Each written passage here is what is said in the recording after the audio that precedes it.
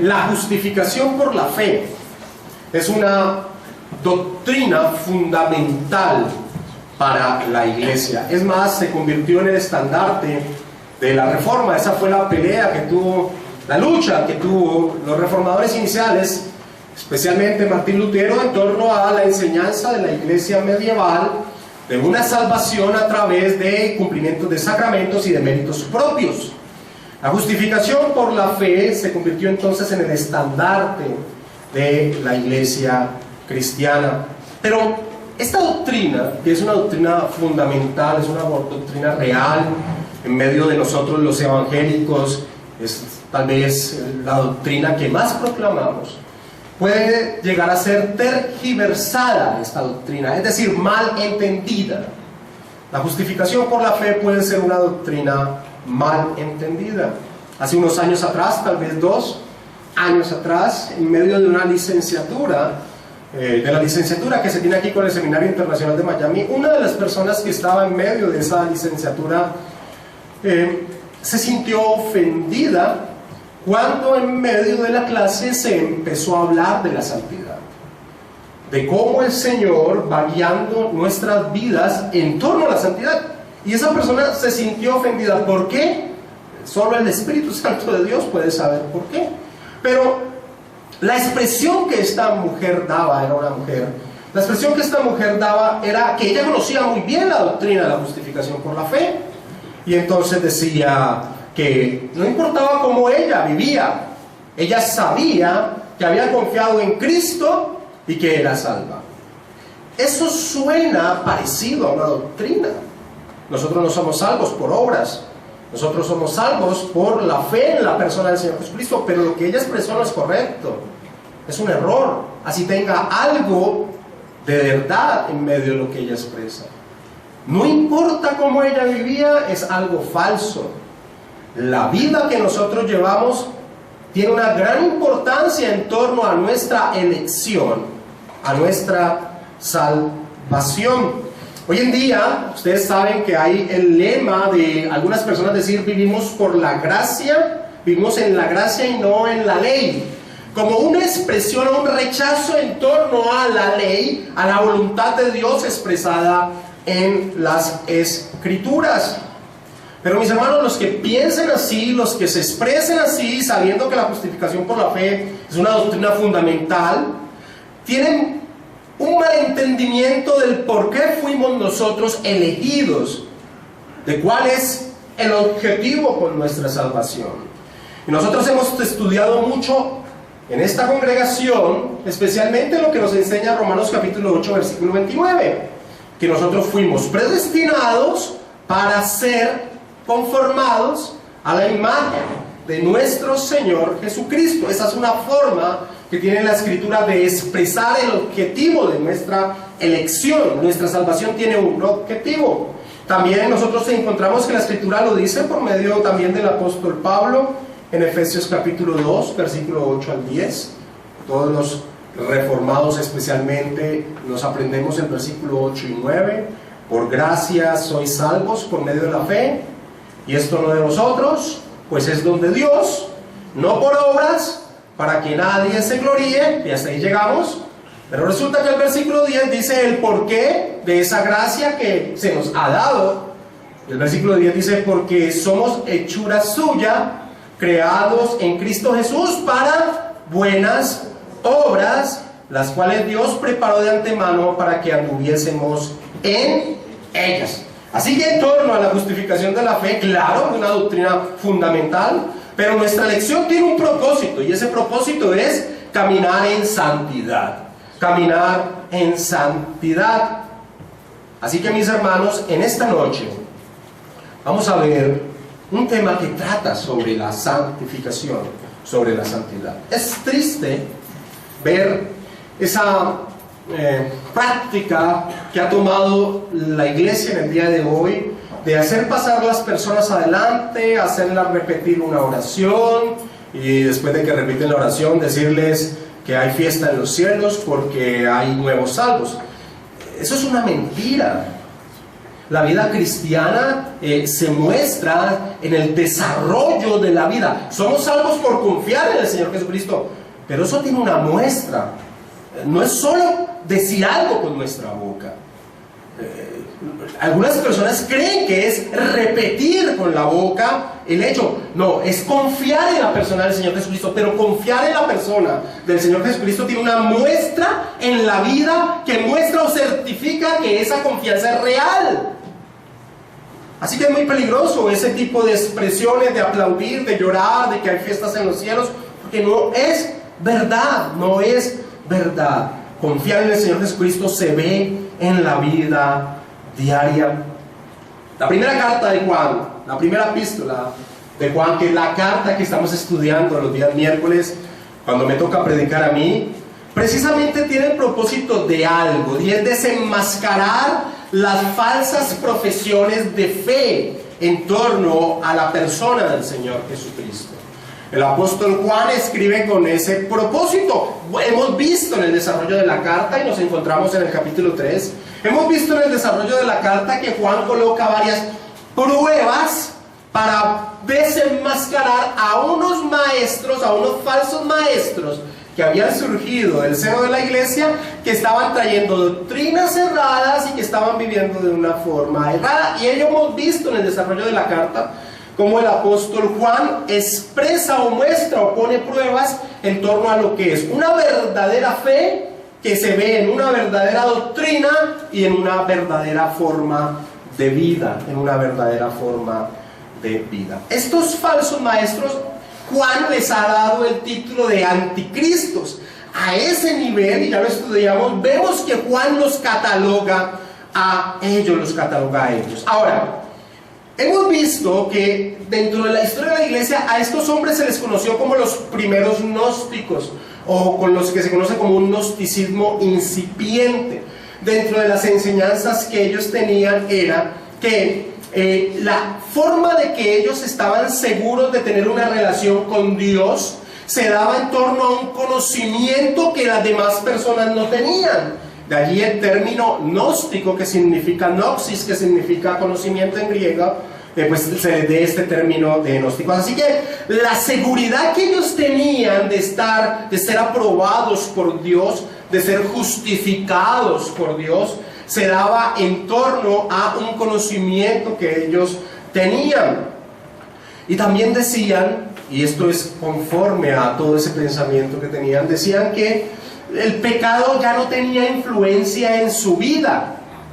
¿Por qué? Porque lo importante para Dios era su relación con su espíritu, y todo lo que hicieran en su carne no tenía ninguna relación en torno a Dios no le importaba. Así que ellos decían que el pecado no tenía relación con su vida. O sea, vemos que una mala doctrina genera una mala práctica de vida, pero aún así ellos estaban seguros de estar aprobados por Dios, de haber sido justificados por Dios. Así que vemos en la historia de la iglesia que aún esa posición de justificación delante de Dios se da en una mala doctrina, y al día de hoy también puede suceder lo mismo, porque conocer una doctrina no hace que una persona sea justificada delante de Dios. Entonces Juan escribe su primera carta para desenmascarar esas falsas profesiones de fe de estos falsos maestros gnósticos, si podemos darle ese nombre, que estaban haciendo que la iglesia, que los miembros de la iglesia, en especial de Éfeso, estuvieran muy confundidos en torno a quién tenía razón. Y hemos visto entonces las pruebas que el apóstol Juan da. Por ejemplo, vayamos a primera de Juan capítulo 1, versículo 10. Y en torno a esa falsa doctrina que estos hombres enseñaban de que no existía el pecado en sus vidas, el apóstol Juan dice: si decimos que no hemos pecado, le hacemos a él mentiroso y su palabra no está en nosotros. Claramente desvirtúa esa posición doctrinal que ellos tenían. Ahora,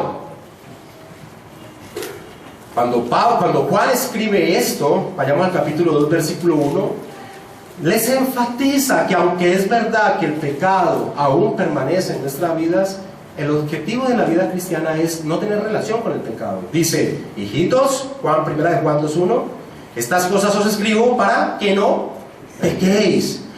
Pero sobre una base es nuestra vida cristiana. Y si alguno hubiera pecado, abogado tenemos para con el Padre, a Jesucristo el justo.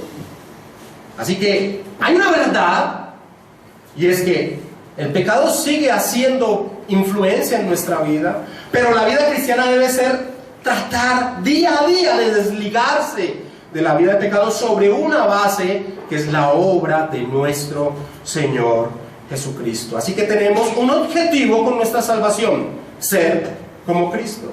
C.S. Lewis decía lo siguiente en torno a la vida cristiana y en torno a esa verdad: el cristiano no cree que Dios nos ama porque seamos buenos, sino que nos hará buenos porque nos ama. El cristiano no cree que Dios nos ama porque seamos buenos, sino que nos hará buenos porque nos ama. Tristemente, hoy vivimos en medio de una iglesia que es muy liviana en torno al tema de la santidad. No está concentrada en torno a lo que nosotros vemos en las epístolas. Si hay un énfasis que nosotros encontramos en las epístolas, es vivir en pos de la santidad. Ese es un énfasis muy grande que encontramos en las escrituras, especialmente en las epístolas. Hoy en día, el fundamento principal, lo que más se enseña, es un supuesto cristianismo de poder a través de la boca de los cristianos. Eso no tiene nada que ver con el énfasis que tiene las escrituras. Eso es falso. La enseñanza de la santidad se ha dejado atrás. El apóstol Juan escribe capítulo 2, versículo del 3 al 6 de la primera carta de Juan. Dice: y en esto sabemos que nosotros le conocemos, si guardamos sus mandamientos. El que dice yo le conozco y no guarda sus mandamientos, el tal que es un mentiroso, y la verdad no está en él. Pero el que guarda su palabra, en este verdaderamente el amor de Dios se ha perfeccionado. Por esto sabemos que estamos en él. El que dice que permanece en él debe andar como él anduvo. Juan es un teólogo, es un apóstol que no tiene matices grises en la vida cristiana. Para él o es blanco o es negro. No se es medio cristiano. O se es cristiano o no se es, dentro de la expresión que tiene el apóstol Juan. La última enseñanza que tuvimos en torno a la primera carta de Juan, vimos que la esperanza del retorno del Señor Jesucristo se convierte en un aliciente para la vida en santidad. Y acompáñame al último versículo que estudiamos en torno a esta exposición de la carta de Juan, que es primera de Juan, capítulo 3, y leamos el versículo 2 y 3. Amados, ahora somos hijos de Dios y aún no se ha manifestado lo que hemos de ser. Pero sabemos que cuando Él se manifieste, seremos semejantes a Él porque le veremos tal como Él es. Y el versículo 3, y allí quedamos, pero que nos da el impulso a la enseñanza de esta noche. Dice el apóstol Juan: y todo aquel que tiene esta esperanza en Él, ¿qué hace? Se purifica a sí mismo, así como Él es puro. Así como Él es puro. Las personas que tienen una seguridad de su salvación, como esta mujer en esa clase de literatura expresó, porque conoce una doctrina, se engaña a sí mismo, porque la muestra de una verdadera unión con Cristo se da en torno a una vida. Nosotros no somos salvos por conocer doctrina, somos salvos por una confianza en la persona del Señor Jesucristo que se refleja en la forma en que vivimos. Y eso ha quedado muy atrás. Esta noche va a haber un énfasis principal en la enseñanza, en el texto que vamos a estudiar. Y es ver que practicar el pecado es ver que vivir conscientemente de que estamos yendo en contra de la voluntad de Dios en un área en nuestra vida. Vivir conscientemente, yo sé que en un área de mi vida yo estoy yendo en contra de la voluntad de Dios, es una contradicción a que tú te llames cristiano. Eso es lo que vamos a ver en esta noche. Eso es lo que el apóstol Juan va a enseñar en esta noche. Así que el propósito de esta enseñanza, como la tenía originalmente la carta de Juan, es quitarse la máscara que muchos tienen en torno a una profesión de fe en torno a la persona del Señor Jesucristo. Vuelvo y repito. Ser cristiano es incongruente a conocer que estamos viviendo en un área de nuestra vida en contra de la voluntad de Dios. Eso no es congruente, no es real. Y ese es el propósito que vamos a tener en esta noche, con 5 o 6 puntos que vamos a exponer en el desarrollo del estudio de esta carta. Y el primer punto que vamos a enfatizar es que la vida cristiana es contraria a una vida de pecado. ¿Ustedes me entienden cuando hablo de una vida de pecado consciente? Es muy distinto a decir que pecamos. Todos sabemos, la Escritura misma nos enseña que pecamos. Lee, por favor, 1 de Juan capítulo 1, versículo 8. 1 de Juan capítulo 1, versículo 8. ¿Qué dice? Si decimos, Julián Duro, si decimos que no tenemos pecado, nos engañamos a nosotros mismos y la verdad no está en nosotros. Así que todos sabemos que nosotros somos pecadores, pero no somos conscientemente pecadores de vivir en un área de nuestra vida y seguir viviendo sabiendo que estamos en contra de la voluntad de Dios. Esa es la gran diferencia. ¿Sí se entiende lo que digo que es la gran diferencia entre una persona que practica el pecado, que es consciente que un área de su vida está yendo en contra de la voluntad de Dios y seguir viviendo, a decir que nosotros pecamos, que al final de nuestros días, de cada día, decimos, no he hecho plenamente lo que debía hacer, he fallado? Es muy distinto a ser consciente en un área de la vida de que estoy yendo en contra de la voluntad de Dios y seguir viviendo y creer que soy cristiano. Y no me gusta colocar ejemplos porque el problema de los ejemplos es que sesga lo que tiene que ser muy abierto, porque yo no conozco la vida de ninguno de ustedes. Pero un ejemplo es creer que un adúltero es cristiano y sigue viviendo en adulterio. No, es algo incongruente. Y vamos a ver en el desarrollo de estos versículos, o otro ejemplo, para que no nos quedemos solo en esa área, que una persona que en sus labores se engaña, creer que es un cristiano y siga viviendo engañando, aunque vea en la Escritura que nosotros debemos trabajar como para Dios y no como para el hombre, y que debemos ser justos y que la verdad debe ser la forma de nuestra vida. Así que hay algo muy distinto entre practicar el pecado y sabernos que somos pecadores. Hay una gran diferencia. El primer punto para quitar que entra el apóstol Juan en torno a una muestra para desenmascarar a aquellos que decían, ok, nosotros somos creyentes, tenemos una unión con Dios a tal punto de que tenemos unos secretos que ustedes no conocen. Juan entra a desenmascarar en esa área ya teológica, ya la desenmascaró, ahorita va a mostrar en el área de la vida, mostrando que es incongruente la vida que ellos llevaban con esa profesión que hacían. La vida cristiana es contraria a una vida de pecado, y este es el primer punto, porque pecar es rebelión contra Dios. La vida cristiana es contraria a una vida de pecado porque pecar es rebelarse contra Dios. Leamos el versículo 4 de 1 de Juan capítulo 3. Todo aquel que comete pecado infringe también la ley, pues el pecado es infracción de la ley. Ahora, tristemente, nuestras versiones en español no nos dejan ver realmente lo que quiere expresar el apóstol Juan allí, porque empezando porque la palabra nomos en griego, que es ley, no aparece en toda la carta del apóstol Juan, pero nosotros tenemos en este versículo una traducción como si apareciese la palabra nomos, griega o ley. Todo aquel que comete la ley que comete pecado infringe también la ley, pues el pecado es infracción de la ley. Esa es una traducción que mina lo que el apóstol Juan está queriendo expresar, porque el apóstol Juan en esa frase utiliza la palabra anomía. La palabra anomía, y la palabra anomía significa anarquía, y la traducción literal sería de esta manera: todo el que hace pecado es anarquista, ya que el pecado es anarquista. ¿Qué es la anarquía? La anarquía es vivir como si no existiera ninguna ley. Entonces lo que está expresando el apóstol Juan aquí no es que esté denunciando la infracción de un acto, sino que lo que está expresando es lo que hay en el ser de la persona que hace esa infracción. Todo aquel que hace pecado es un anarquista, porque el pecado es anarquía, es vivir como si no hubiese un direccionamiento. Ahora, hay algo muy llamativo en la palabra anomía que Juan utiliza aquí, y es que cuando uno hace un estudio de esa palabra en el desarrollo de todo el Nuevo Testamento, está muy ligada al obrar de Satanás. está muy ligada al obrar de Satanás. Por eso en algunas partes del Nuevo Testamento la traducen como iniquidad.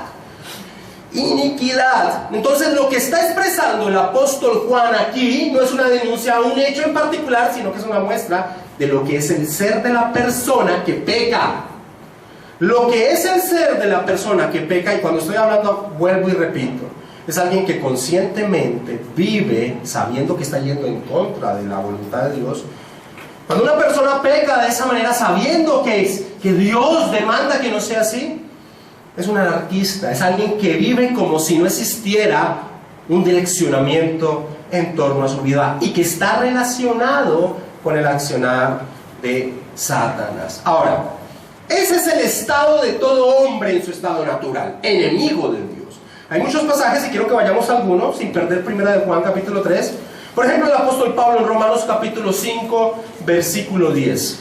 El apóstol Pablo dice, los que quieren anotar anoten, los que son de Biblia rápida llegan, porque si siendo enemigos fuimos reconciliados con Dios por la muerte de su Hijo, mucho más ahora estando reconciliados seremos salvos por su vida. Ese era el estado. Antes éramos enemigos de Dios, antes estamos enemistados de Dios. Colosenses capítulo 1 versículo 21 dice, y a vosotros también, que erais en otro tiempo extraños y enemigos en vuestra mente, haciendo malas obras, ahora os ha reconciliado. Así que una vida que practica el pecado, una vida que transcurre sus días consciente de que un área de su vida está yendo en contra de la voluntad de Dios y sigue así, es incongruente a llamarse cristiano, porque el cristiano no vive en el pecado, porque ese es el tipo de vida de quienes, de los enemigos de Dios. No es posible la palabra cristiano con una vida consciente en un área, desarrollando esa vida de pecado de esa manera. El apóstol Pablo dice en Filipenses capítulo 3 versículo del 17 al 19, hermanos, sed imitadores de mí y mirad a los que así se conducen según el ejemplo que tenéis en nosotros, porque por ahí andan muchos de los cuales os dije muchas veces y ahora lo digo llorando, que son enemigos de la cruz de Cristo, el fin de los cuales será perdición, cuyo Dios es el vientre y cuya gloria es su vergüenza, que solo piensan en lo terrenal, que solo piensan en lo terrenal. Entonces el primer punto para desenmascarar, para mostrar que estos falsos maestros que decían tener una unión con Dios era algo falso, es que vivían en pecado. Y es imposible que un cristiano viva en pecado, porque vivir en pecado es vivir en rebelión en torno a Dios. Eso no es congruente, no es verdad. Así que ese es el primer punto que Juan saca a relucir para desenmascarar a estos falsos maestros. Ahora, eso tiene que colocarse en cada una de nuestras vidas. Y debe ser un impulso también, si hay alguien que se siente redarguido en un aspecto, en un área de su vida. No es algo que se pueda llevar un área de pecado y creerse cristiano. Eso es lo que expone el apóstol Juan. Hay un segundo aspecto que expone el apóstol Juan, y es que la vida cristiana es contraria a la vida en pecado, porque va en contra de la obra de nuestro Señor Jesucristo. Primero que todo es contraria porque los que viven en pecados actúan como rebeldes, como enemigos de Dios. Y el segundo aspecto es porque una vida en pecado va en contra de la obra de Cristo. El versículo 5 dice, y sabéis que Él apareció para quitar nuestros pecados, y no hay pecado en Él, y no hay pecado en Él. Y vuelvo y hago el énfasis, y esta es la última vez que lo hago en el desarrollo de esta noche. Hay una gran diferencia en saber que somos pecadores. Siempre vamos a necesitar ir donde el Señor a pedir perdón, a clamar a darle gracias por la obra de nuestro Señor Jesucristo. Lee por favor Primera de Juan capítulo 2 versículo 1. Julián. Hijitos míos, les escribo estas cosas para que no pequen. Y si alguien peca, tenemos abogado para con el Padre, a Jesucristo el justo. Así que esto lo sabemos, pero es muy distinto, y esta es la última vez que hago este énfasis en esta enseñanza, es muy distinto a ser consciente de un área en nuestra vida que vivimos en contra de la voluntad de Dios y seguir viviendo. Pablo era consciente del pecado en su vida, el apóstol Pablo. Acompáñame a Romanos capítulo 7 y leamos el versículo 21 y 23.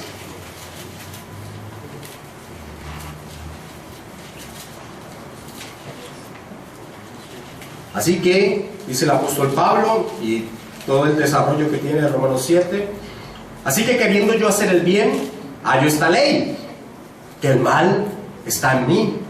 Porque según el hombre interior me deleito en la ley de Dios, pero veo otra ley en mis miembros, que se revela contra la ley de mi mente y que me lleva cautivo a la ley del pecado que está en mis miembros. Él era consciente de que el pecado aún persistía en sus vidas, contrario a lo que estos falsos maestros enseñaban. Ahora, Romanos no se termina en el capítulo 7. El capítulo 8, aunque Pablo era consciente de que el pecado influía en su vida, el capítulo 8 muestra que él tiene el poder del Espíritu Santo para imponerse sobre esa vida de pecado. Y quiero, aunque todo el capítulo 8 hace ese énfasis, quiero hacer un resumen desde el versículo 5 al 9 en torno a esta idea. Pablo dice, porque los que son de la carne piensan en las cosas de la carne, pero los que son del Espíritu en las cosas del Espíritu. Porque el ocuparse de la carne es muerte, pero el ocuparse del Espíritu es vida y paz. Por cuanto los designios de la carne son enemistad contra Dios, porque no se sujetan a la ley de Dios ni tampoco pueden, y los que viven según la carne no pueden agradar a Dios. Mas vosotros no vivís según la carne, sino según el Espíritu, si es que el Espíritu de Dios mora en vosotros. Y si alguno no tiene el Espíritu de Cristo, no es de él. Así que Pablo era consciente, claro, era consciente de que la pecaminosidad, de que el pecado aún persistía en sus vidas, pero él también sabía ahora quién era en Cristo y el poder que tenía. Así que vivir una vida de pecado y decir que es cristiano niega la obra que hizo nuestro Señor Jesucristo en la cruz. Y sabéis que Él apareció, volviendo a 1 de Juan 3, que Él apareció para quitar nuestros pecados y no hay pecado en Él, y no hay pecado en él. El apóstol Pablo decía en Filipenses, la Biblia no enseña el perfeccionismo. La Biblia no enseña que nosotros llegue a un momento en nuestra vida que digamos, oh, ya estoy en un nivel que ya no peco. Eso no lo enseña la Escritura. Siempre vamos a necesitar de la misericordia de Dios. Siempre vamos a necesitar de la gracia de Dios. Cuando nos presentemos delante del Señor, vamos a mostrar las justicias de Cristo y no nuestras propias justicias, dice el apóstol Pablo. El apóstol Pablo decía, no enseño que yo lo haya alcanzado ya, ni que ya sea perfecto. La Escritura no enseña el perfeccionismo, pero sí enseña que la perfección es la meta de la vida. Él dice, sino que prosigo por ver si logro asir aquello por la cual también fui asido por Cristo Jesús. Así que la Escritura no enseña que podamos llegar a un nivel de nuestra vida de ser perfectos y que ya el pecado no tenga influencia en nuestra vida. Eso no lo enseña la Escritura. Pero sí enseña que la perfección es la meta, es el objetivo, es ser como Cristo. Así que cuando Juan dice, y sabéis que Él apareció para quitar nuestros pecados, el apóstol Juan no nos está diciendo simplemente esto. No nos está diciendo, bueno, yo sé que los cristianos al final, cuando estemos en el cielo, vamos a ser libres del pecado. Él no está diciendo eso. Él está diciendo que debemos vivir para hacer morir las obras pecaminosas de nuestro ser. Ese es el camino que tiene el creyente. El apóstol Pablo lo presenta de esta manera, y vayamos todos a Tito capítulo 2, versículo del 11 al 14.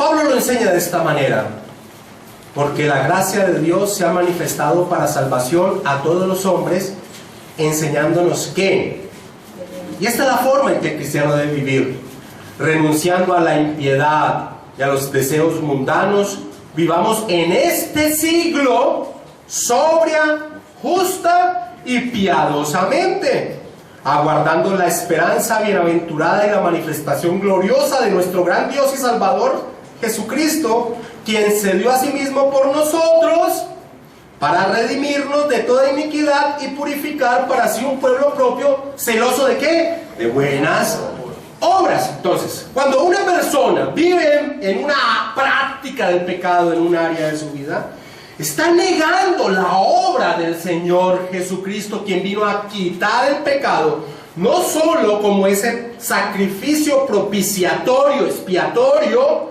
sino también para darnos la posibilidad, la capacidad de vivir una vida en pos de la santidad. Así que ese es un aspecto, un segundo aspecto fundamental en torno a la vida cristiana. Juan termina diciendo en ese versículo: y no hay pecado en él, en Jesucristo. Y eso es algo que toda la iglesia cristiana claramente tiene en su ser. Cristo fue sin pecado. Alguna vez, en una confrontación con sus enemigos fariseos, él dijo: ¿quién me redarguye de pecado? Dijo el Señor Jesucristo. Y ellos se quedaron callados. Nadie podía señalar un pecado en Cristo. El apóstol Pablo dice que Cristo no conoció pecado. El autor de Hebreos dice: porque tenemos un sumo sacerdote que fue tentado en todo, más sin pecado, más sin pecado. Si Cristo, y como cantábamos al inicio de los himnos, santo, santo, santo, y Cristo es nuestro gran Dios y es santo, ¿cómo puede alguien decir que está unido a Cristo, que es cristiano, cuando se ha acostumbrado a vivir en un área de su vida con algo que conscientemente sabe que está en contra de la voluntad de Dios? El sacrificio del Señor Jesucristo vino a quitar el pecado, no solo soteriológicamente hablando, sino también que nos da la capacidad, éticamente hablando, es decir, en el transcurso de nuestra vida, de vivir en pos de la santidad, de vivir en pos de la santidad. Así que un segundo aspecto en torno a una vida cristiana que no tiene nada que ver con el pecado es la misma obra del Señor Jesucristo, la misma obra del Señor Jesucristo. Un tercer aspecto es que la vida cristiana es contraria a una vida de pecado, porque la vida cristiana es una vida en unión a Cristo. Cuando nosotros vemos 1 Juan capítulo 3 versículo 6, dice: todo aquel que permanece en él, ¿qué? No peca. Todo aquel que permanece en él, dice el apóstol Juan, no peca. Todo aquel que peca no le ha visto ni le ha conocido. Cuando uno hace un estudio de las cartas paulinas, ve un énfasis doctrinal en Pablo, y ese énfasis es unión con Cristo. Nuestra vida cristiana se puede resumir con esa palabra: unión con Cristo. Cuando tú cenas los domingos, cuando recibes el pan y el vino, y cuando tú tomas y los consumes, los que estás profesando a ti mismo y a la comunidad que está alrededor contigo es que tú estás unido a Cristo, a su cuerpo, que es la iglesia, que estás unido a Cristo. Me gusta, y vayamos por favor a Juan capítulo 6, porque en torno a la unión con Cristo, el Señor Jesucristo, no en la institución de la cena, sino en una expresión simbólica de lo que Él era, pero que está relacionada con lo que hacemos en la cena, enseña lo siguiente a una muchedumbre que lo seguía sin saber quién era Él realmente. En Juan capítulo 6, versículos 55 al 57, el Señor Jesucristo dice esto, y tú tienes que relacionarlo. Este pasaje se relaciona en torno a lo que hacemos en la cena. Porque mi carne es verdadera comida y mi sangre es verdadera bebida. El que come mi carne y bebe mi sangre, ¿qué dice? En mí permanece y yo en él. Como me envió el Padre viviente y yo vivo por el Padre, asimismo el que me come, él también vivirá por mí. Ahora, nosotros sabemos que no comemos literalmente ni el cuerpo ni la sangre del Señor, pero sí los representan. Cuando tú tomas los elementos en medio de la cena y tú los consumes, estás haciendo una profesión personal y pública de que tú estás unido a Cristo. Ahora, quiero que escuchen un breve resumen de la teología paulina, y termino con Juan, en torno a lo que es la unión con Cristo. El apóstol Pablo dice: bendito sea el Dios y Padre de nuestro Señor Jesucristo, que nos bendijo con toda bendición espiritual en los lugares celestiales, según nos escogió en Él, antes de la fundación del mundo, para que fuésemos santos y sin mancha delante de Él. Ni siquiera en nuestra elección hay un desligarse de Cristo. Nuestra vida cristiana es en unión a Cristo. Sigue diciendo Pablo después en Timoteo: quien nos salvó y llamó con llamamiento santo, no conforme a nuestras obras, sino según el propósito suyo y la gracia que nos fue dada en Cristo Jesús antes de los tiempos de los siglos. El apóstol Pablo en Colosenses dice: sí, pues habéis resucitado con Cristo, buscad las cosas de arriba, donde está Cristo sentado a la diestra de Dios. Poned la mira en las cosas de arriba, no en las de la tierra, porque habéis muerto y vuestra vida está escondida con Cristo en Dios, en Cristo, con Cristo. 2 Corintios 13:5. Examinaos a vosotros mismos si estáis en la fe.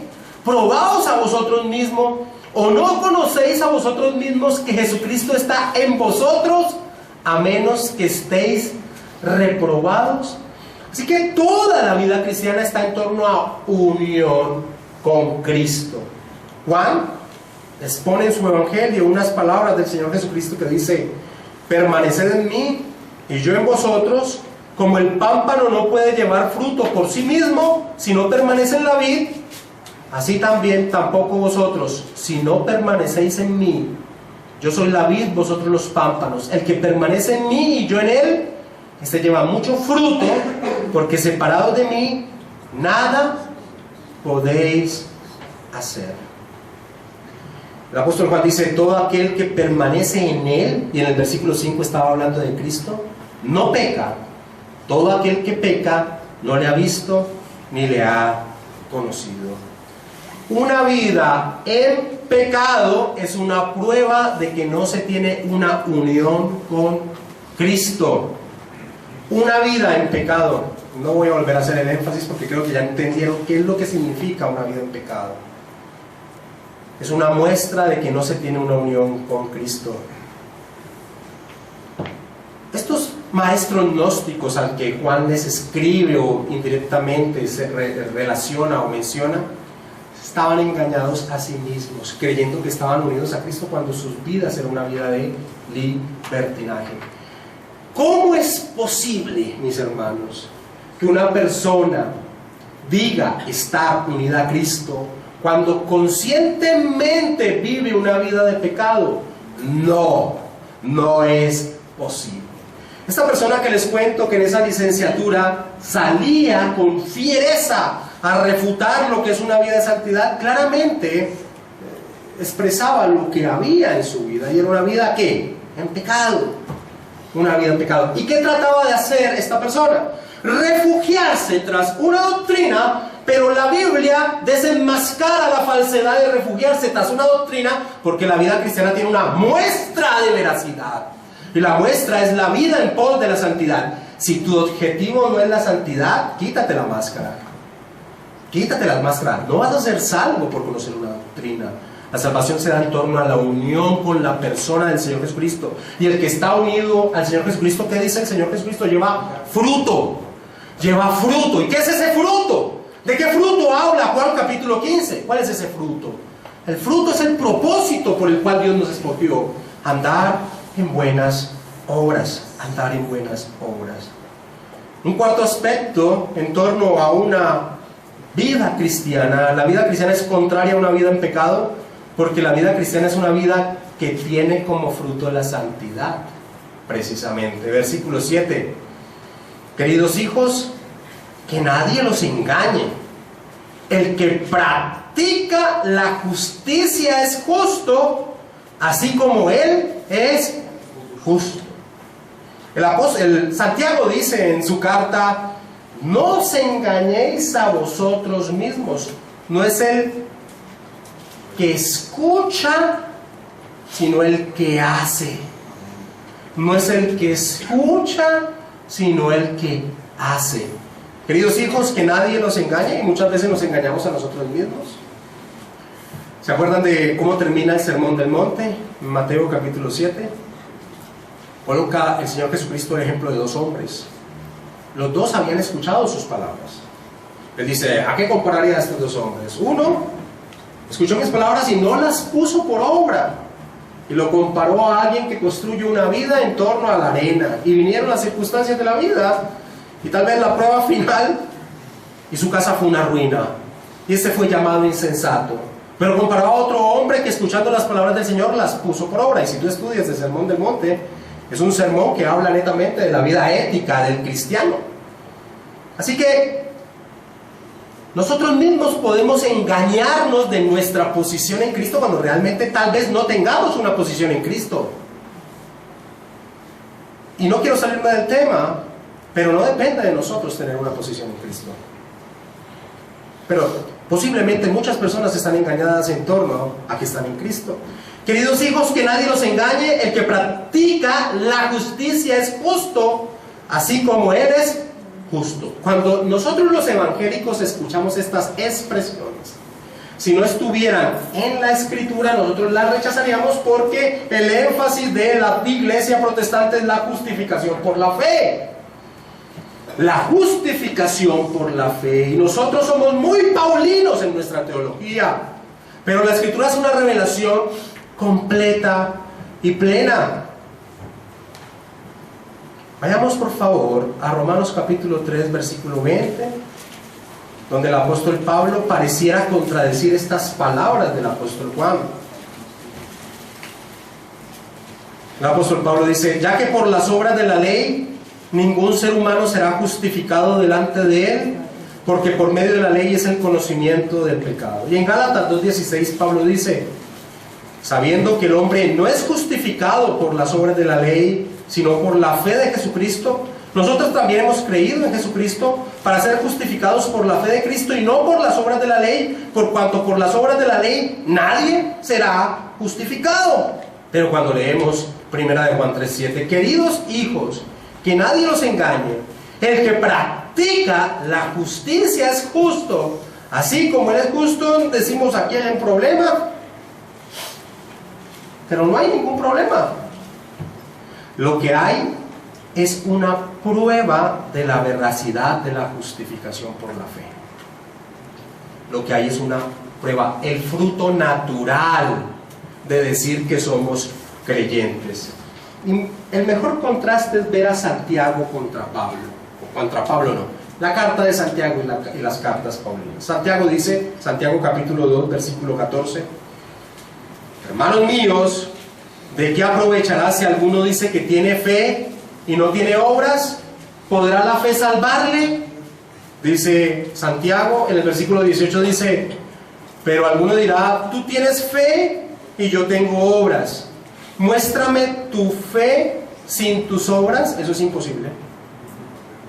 Eso es imposible. Muéstrame tu fe sin tus obras, es imposible. Y Santiago dice, y este es el meollo del asunto: y yo te mostraré mi fe por mis obras. Una prueba. Y yo te mostraré mi fe por mis obras. Y el versículo 26 dice: porque como el cuerpo sin espíritu está muerto, así también la fe sin obras no existe, está muerta. Así que cuando nosotros encontramos las expresiones de que no se engañen a ustedes mismos, el justo es el que practica la justicia así como Él es justo, no es una negación a la doctrina de la justificación por la fe, sino que es la muestra de esa doctrina. Y hay algo maravilloso en la carta de Santiago. En el versículo 21 y 22 Santiago coloca un ejemplo, y mira el ejemplo: ¿no fue justificado por las obras Abraham nuestro padre cuando ofreció a su hijo Isaac sobre el altar? ¿No ves que la fe actuó juntamente con sus obras y que la fe se perfeccionó por las obras? ¿Se acuerdan de ese momento en la vida de Abraham? Ve y sacrifícame a Isaac, tu hijo, tu único, a quien amas. ¿Y qué hace Abraham? Se levanta muy de mañana y camino de 3 días va con Isaac a sacrificarlo. Ahora, ¿eso qué es? Esa es la prueba de la justificación, de la fe que Abraham tenía en Dios. Pero ¿cuándo Abraham fue justificado por la fe? Mucho antes de ese momento. Acompáñame a Génesis capítulo 15, versículo del 5 al 6. El Señor lleva a Isaac fuera de una tienda, él creyendo que es imposible que pueda tener un hijo, descendencia, aunque el Señor le ha prometido descendencia. Le ha dicho que de la familia de él serán benditas todas las naciones de la tierra. Lo lleva afuera y dice en el versículo 5 y 6 de Génesis 15: y lo llevó fuera y le dijo, mira ahora los cielos y cuenta las estrellas si las puedes contar. Y le dijo, así será tu descendencia. Y el versículo 6 dice, y creyó a Jehová y le fue contado por justicia. ¿Y eso cuándo fue? Mucho antes de lo que sucediera con Isaac, porque ni siquiera tenía hijos. Así que ¿qué encontramos? Encontramos que lo que trae Santiago es la prueba de alguien que realmente ha obtenido una verdadera fe y por la cual ha sido justificado. Así que no hay incongruencia. Lo que hay es un énfasis de que la vida cristiana tiene que verse frutos, porque si no se ve frutos, hay algo que está mal. Se están engañando a sí mismo. Así que alguien dijo que hacer es la prueba del ser. Hacer es la prueba del ser. Los frutos de santidad son la muestra de la obra que Dios ha hecho en nosotros. Los frutos de santidad es la muestra de la obra que Dios ha hecho en nosotros. Alguna vez me encontré con una persona que después de unos años de estar sentada todos los domingos y miércoles en la iglesia decía: yo no encuentro ninguna diferencia en mi vida antes y ahora. Eso es terrible. Eso es una declaración de que nunca ha nacido. Porque la vida tiene que tener un cambio. Obligatoriamente debe ser así, y ahorita vamos a ver eso. Así que Juan dice: el que practica la justicia es justo, así como Él es justo. Y hay algo maravilloso, como lo expresa el apóstol Pablo, esta verdad. Romanos capítulo 6, versículo del 20 al 22.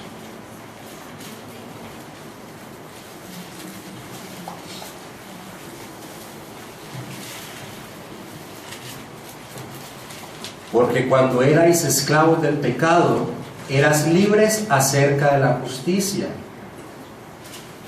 El hombre en su estado natural no tiene la capacidad de hacer ningún bien espiritual. La doctrina de la depravación total nos enfatiza eso. Dice Pablo: pero qué fruto, versículo 21, pero qué fruto teníais de aquellas cosas de las cuales ahora os avergonzáis, porque el fin de ellas es muerte. Pero dice en el versículo 22: mas ahora que habéis sido libertados del pecado y hechos siervos de Dios, esclavos de Dios, ¿qué dice? Tenéis por vuestro ¿qué? ¿Fruto qué? La santificación. La santificación es el fruto de la elección de Dios. Y dice: y como fin, la vida eterna. Pero ¿cuál es el fruto de la elección? ¿Cuál es el fruto de haber sido aprobado por el Padre a través de la fe en la persona del Señor Jesucristo? Una vida en santidad. No nos podemos engañar. Hay mucha gente engañada. Yo no entiendo qué hace mucha gente en las iglesias cristianas cuando uno ve que sus vidas son igualitas a las vidas de los demás. El apóstol Pedro dice a la iglesia: mas vosotros sois linaje escogido, real sacerdocio, nación santa, pueblo adquirido con Dios. ¿Para qué? ¿Pero para qué? Para que anunciéis las virtudes del que os llamó de las tinieblas a su luz. ¿Cómo alguien puede proclamar las verdades de aquel que nos llamó de las tinieblas a su luz admirable si su vida no es un reflejo de que realmente Dios lo ha llamado de las tinieblas a su luz admirable? Así que la vida cristiana es contraria a una vida en pecado, porque la vida cristiana es una vida que tiene como fruto la santidad. La santidad. Un quinto aspecto. ¿Quinto aspecto? Sí, un quinto aspecto en torno a que la vida cristiana es contraria a una vida en pecado, es porque una vida de pecado es la muestra de que se es un hijo de Satanás. La vida cristiana es contraria a una vida en pecado, porque una vida de pecado, es decir, y vuelvo y repito el énfasis que hice al principio, alguien que sabe que en esta área de la vida está yendo en contra de la voluntad de Dios y sigue viviendo en ella, es una incongruencia. Porque una vida en pecado es la muestra de que se es un hijo de Satanás. El apóstol Juan, 1 de Juan 3:8 dice: el que practica, y esa es una vida continua, el que practica el pecado es del diablo, porque el diablo peca desde el principio. Para esto apareció el Hijo de Dios, para deshacer las obras del diablo. La Escritura afirma claramente que toda la humanidad en su estado natural vive conforme a la voluntad de Satanás. Las personas les parece muy duro esto, pero la Escritura nos enseña que es la verdad, que todas las personas viven conforme a la voluntad de quien propia, a la voluntad de Satanás. Efesios capítulo 2, versículo del 1 al 3.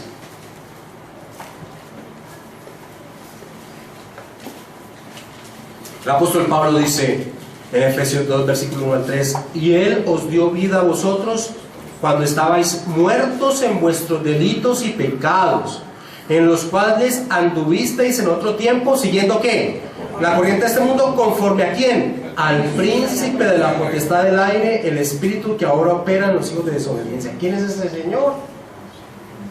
Y dice algo, Él se va a incluir allí, dice, entre los cuales también todos nosotros vivimos en otro tiempo, en los deseos de nuestra carne, haciendo la voluntad de la carne y de los pensamientos, y éramos por naturaleza hijos de ira, lo mismo que los demás. Así que toda la humanidad nace en ese estado. Cuando el hombre, cuando Adán escucha la voz de la serpiente, cuando Adán y Eva escucha la voz de Satanás y la colocan por encima de la voz de Dios, ellos ¿qué han hecho? Se han sujetado ¿a quién?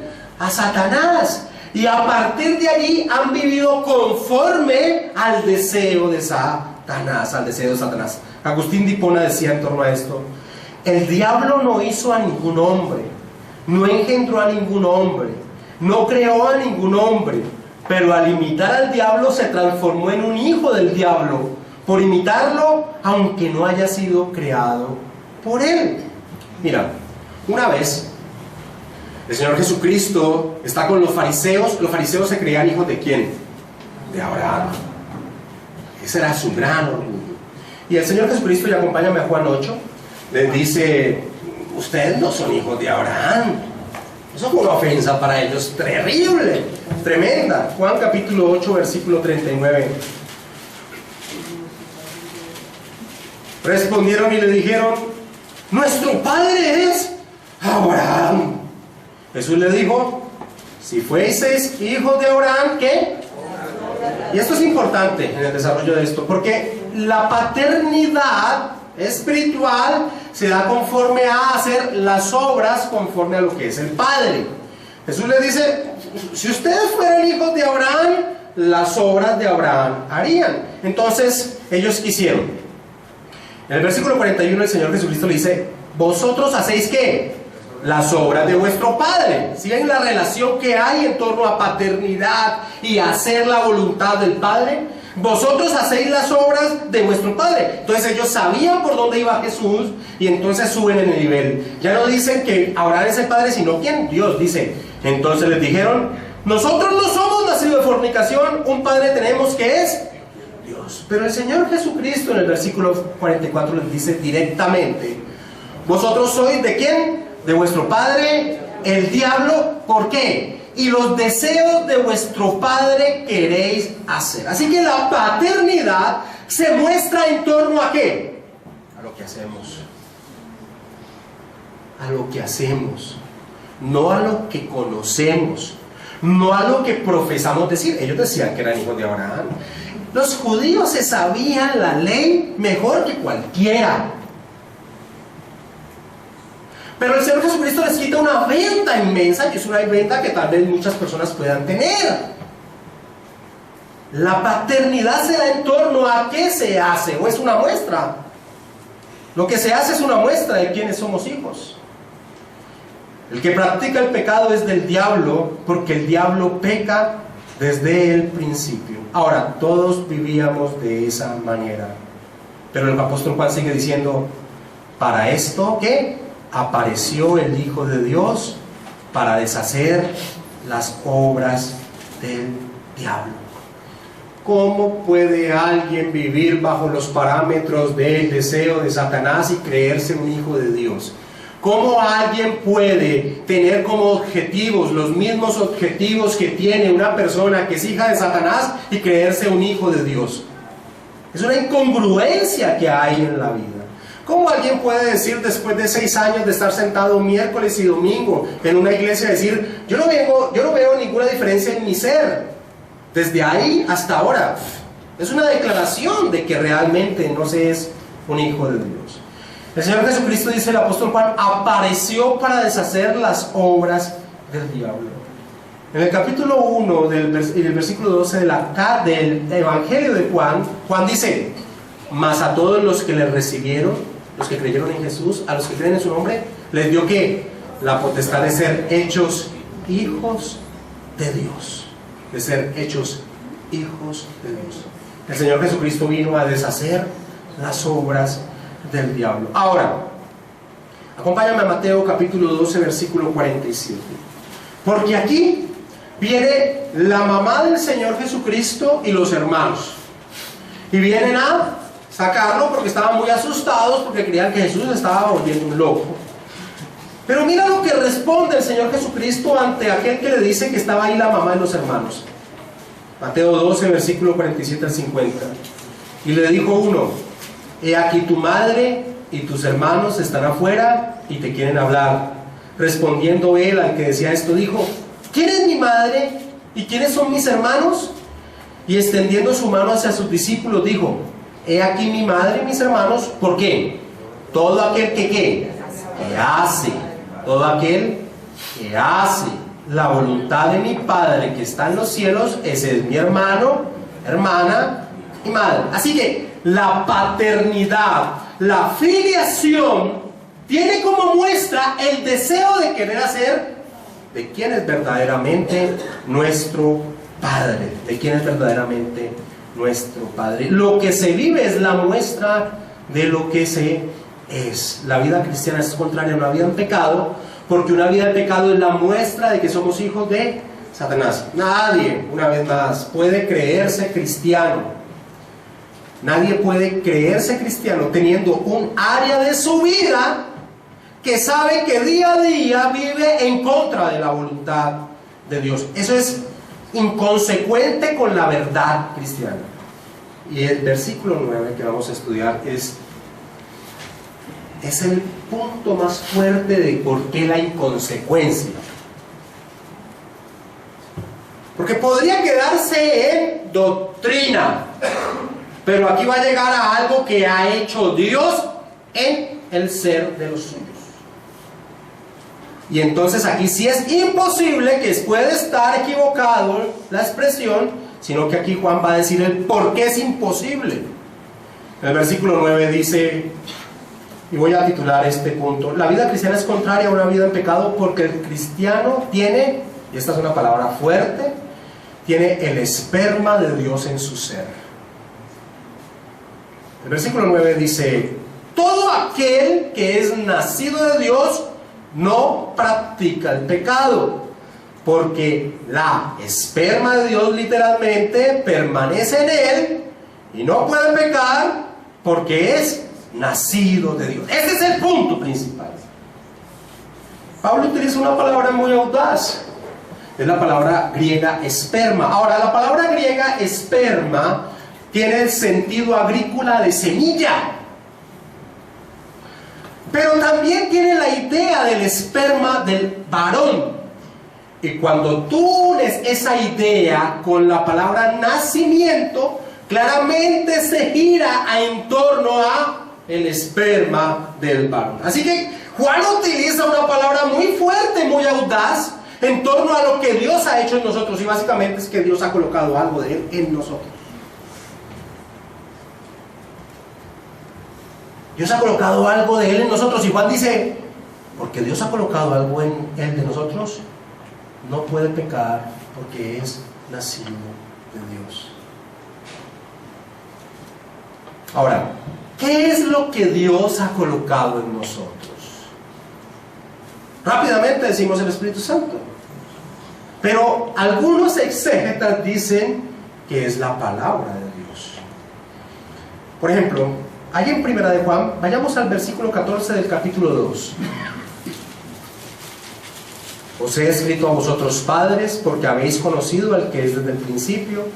Os he escrito a vosotros jóvenes, porque sois fuertes y la palabra de Dios permanece en vosotros y habéis vencido al maligno. El versículo 24 dice: lo que habéis oído desde el principio permanezca en vosotros.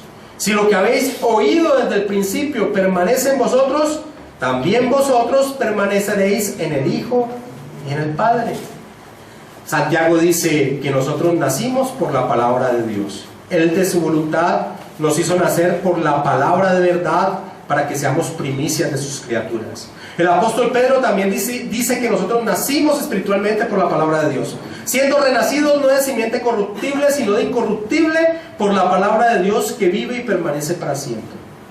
Así que muchos exégetas bíblicos dicen que lo que Dios ha colocado en nosotros es que su bendita palabra. Ahora, ¿qué haría su bendita palabra sin el Espíritu Santo de Dios? En ser de una persona, nada. Muchas personas pueden conocer las Escrituras, pero tienen este gran faltante que es imposible para ellos. ¿Cuál? Una persona puede conocer las doctrinas, puede conocer históricamente el desarrollo de las doctrinas, puede ser un teólogo tremendo, pero si no tiene el Espíritu Santo de Dios no va a poder aplicar esas doctrinas a su vida. Eso es lo que hace el Espíritu Santo de Dios. La doctrina, que es la verdad revelada de Dios, la hace vida en sus vidas. Así que, aunque estoy de acuerdo que lo que Dios ha sembrado en la palabra de Dios, también ha sembrado su Santo Espíritu, y me inclino más por ese lado, que lo que Dios ha sembrado en nosotros es su Santo Espíritu. Es más, el mismo apóstol Juan ya ha dicho esto en esta carta, en el versículo 27 del capítulo 2.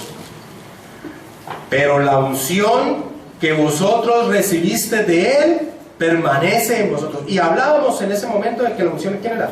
El Santo Espíritu de Dios. Y no tenéis necesidad de que nadie os enseñe, así como la unción misma os enseña todas las cosas, y es verdadera y no mentira, según ella os ha enseñado, permaneced en Él. Permaneced en Él. Así que la palabra del Señor es iluminada con el Santo Espíritu de Dios que Dios ha colocado en nuestro ser. Y el apóstol Juan dice: todo aquel que es nacido de Dios no practica el pecado, porque el esperma de Dios permanece en él y no puede pecar porque es nacido de Él. Así que alguien que se vaya desengañando, si alguien, así como se tenían que desengañar estos falsos maestros que decían: no importa cómo vivamos, total, lo importante para Dios es mi espíritu. Ese concepto neoplatónico que ellos tenían de que lo material era malo y lo espiritual era bueno. Lo importante para Dios es mi espíritu, no importa lo que yo haga en mi carne. Es más o menos lo que decía Creciendo en Gracia. Yo no sé cómo va esa vaina. Yo creo que desde que se murió este señor, la gente ya se ha ido desengañando un poquito. Ellos se pintaban el 666 en sus manos, la SSS, salvos siempre salvos, no importa lo que hagamos, estamos en la gracia de Dios. Uy, eso no es una doctrina cristiana. Suena, tiene parte, pero no es completa. Así que, así como deberían desengañarse estos falsos maestros que decían que no importaba lo que hicieran, ellos eran salvos y tenían una seguridad en torno a eso, muchas personas deben irse desengañando si conscientemente en sus vidas, si conscientemente saben que están yendo en contra de la voluntad de Dios. Claramente sería imposible si el Espíritu Santo de Dios viviera en ellos. Esa es la conclusión que da el apóstol Pablo. Vea Gálatas capítulo 5, versículos 16 y 17.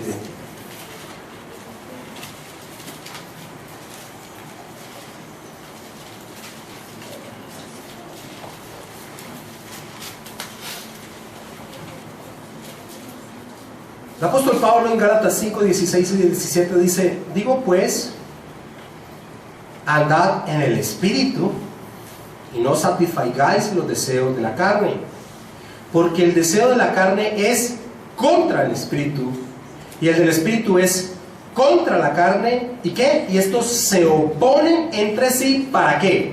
Para que no hagáis lo que quisiereis. Así que si tienes el Santo Espíritu de Dios, es imposible que tengas una vida consciente en pecado. Eso es lo que está diciendo el apóstol Juan. Es un teólogo, es un apóstol de blanco y negro, no de grises, tan acostumbrado hoy en día las personas a pensar de sí mismas. Los creyentes no deberían asustarse por las altas normas éticas que la Escritura coloca. ¿Por qué? porque el creyente ha sido dotado. El creyente no debería asustarse por las altas normas éticas que la Escritura enseña, porque es que el creyente no está en el mismo estado en que se encontraba antes. Ha sido dotado por el Santo Espíritu de Dios y por su bendita palabra.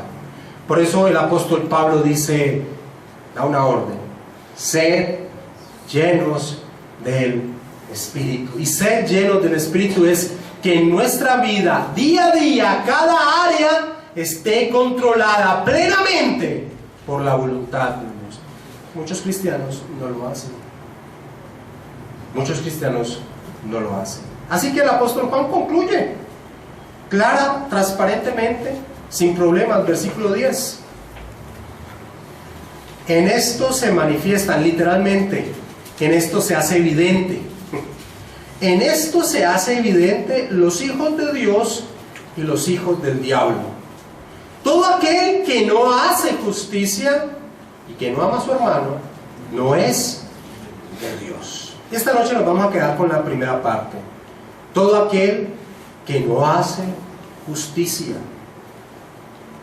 El que no tiene como parámetro de vida la bendita palabra de Dios. El que no tiene temor a la palabra. El que no mira la Escritura y ve esa como la guía de su vida. Puede estar engañándose a sí mismo de creer que está unido a Cristo. No. Juan está enseñando algo muy radical, pero algo muy real. La vida del cristiano debe vivir en pos de la santidad, y es imposible que alguien sea consciente de vivir en un área de su vida desligada de la voluntad de Dios y creerse cristiano. La otra parte que dice el apóstol Juan en el versículo 10, y que no ama a su hermano, es todo el tema que él va a entrar a tratar y que vamos a estudiar próximamente. Vamos a orar, mis hermanos.